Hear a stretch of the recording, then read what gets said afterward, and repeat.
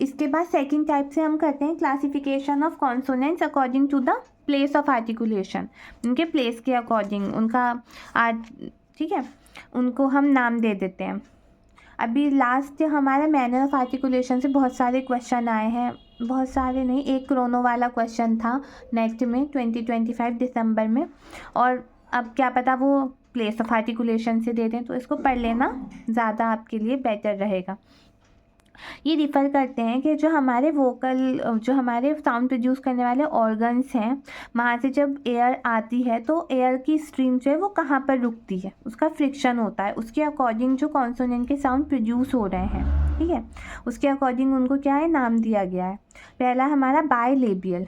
Bilabial, bye का मतलब तो सभी को पता है दो होता है, और लेबियल मतलब कि लिप्स। इसमें हमारे साउंड प्रोड्यूस होने में बोथ लिप्स कॉन्टैक्ट करते हैं आपस में, जैसे कि पा, बा और मा, इन तीनों साउंड में देखा आपने, आपके दोनों लिप्स आपस में कांटेक्ट कर रहे हैं। दूसरा आता है लेबियो डेंटल। लेबियो तो लिप और डेंटल मतलब कि टीथ। इसमें हमारा लोअर लिप और अपर टीथ होते हैं। फा, वा, आप ये साउंड प्रोड्यूस करो, फा, वा, हमारे जो अपर टीथ हैं वो लोअर लिप से आकर टच हो रहे हैं, ये दोनों साउंड हमारे प्रोड्यूस होती हैं, तो ये लेबियो डेंटल साउंड है। तीसरी टाइप की हमारी साउंड है डेंटल।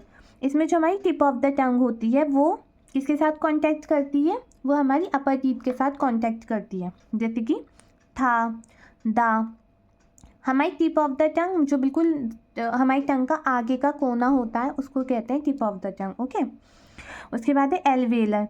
एल्वेलर हमारी होती है रूफ ऑफ आवर माउथ, ठीक है, हमारे जो माउथ की रूफ होती है उसको एल्वेलर बोलते हैं। जब हमारी टिप ऑफ द टंग किसके साथ कांटेक्ट करती है, एल्वेलर रिज के साथ। और हमारी एल्वेलर रिज कहाँ होती है, जो हमारे अपर टीथ होते हैं आगे के, है ना, उसके बिल्कुल पीछे की जो रिज होती है उसको टच करती है जब हमारी टिप ऑफ द टंग। देखिए जैसे कि टा, डा, सा, जा, ना और ला बोलने में हमारी जो टिप ऑफ द टंग है वो किसके साथ कांटेक्ट करती है, इसके साथ, एल्वेलर रिज के साथ। अब है हमारा पोस्ट एल्वेलर, इसको हम प्लेटो एल्वेलर भी कहते हैं। इसमें हमारी टंग रेज होती है, थोड़ी सी रेज होती है, वो टच नहीं करती है, but behind the alveolar ridge तक वो जाती है, जैसे कि चा, शा, जा, जा और रा बोलने में। देखो आपकी जो टिप ऑफ द टंग है ना वो टच नहीं कर रही है, बस थोड़ी सी रेज हो रही है, तो ये प्लेटो एल्वेलर के एग्जाम्पल्स हैं। उसके बाद आ जाता है पैलेटल। पैलेट मैंने आपको बताया था tooth of the tongue, roof of the mouth, roof of the mouth होती है। और जब हमारी front of the tongue hard palate की तरफ जाती है, हार्ड पैलेट, ठीक है, तो ये वाली साउंड प्रोड्यूस होती है, टच करती है हल्का सा। और ये देखो फ्रंट क्या होता है, यहाँ मैंने आपके लिए टंग भी बनाई है, इसकी ये तो टिप हो गई आगे की, उसके बिल्कुल पीछे वाला पार्ट ब्लेड हो गया।